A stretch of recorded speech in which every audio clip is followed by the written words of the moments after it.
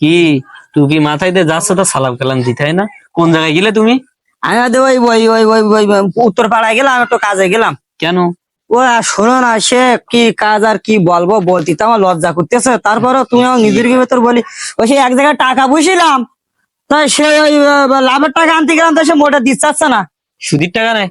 তাই ও সুদ বলে না, ও লাভের টাকা, ও টাকা বুঝিলাম। টুপি এই মাথায়, এই গায়ে পাঞ্জাবি, তাও সুদ? এ মাথায় টুপি দিছে আর গায়ে পাঞ্জাবি দিচ্ছে, কোন কারণে বলদিন? কেন? এই লোকেজনও বলে না যে ও সুদ খাচ্ছে, গায়ে পাঞ্জাবি আর মাথায় টুপি দিকে বলবেন কি খুব ভালো, আকাশ খুব ভালো, এই জন্য আমি মাথায় টুপি দিয়েছি। আমার লেবাস পরিবর্তন করিস, কিন্তু আমি কি বাদ দেবো? কতটা লাভ জানিস তুই? তুমি জীবনটা একবার বরবাদ করে দিলে।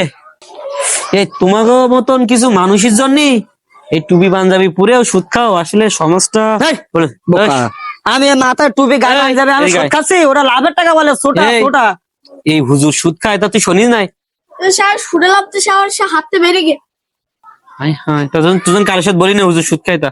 আর যদি বলে কেউ টাকা টাকা দেয় তা বলিস সুদ হুজুর খায় তা তুই কেন? লাভের টাকা টাকা নেয় আমার সাথে বলবি?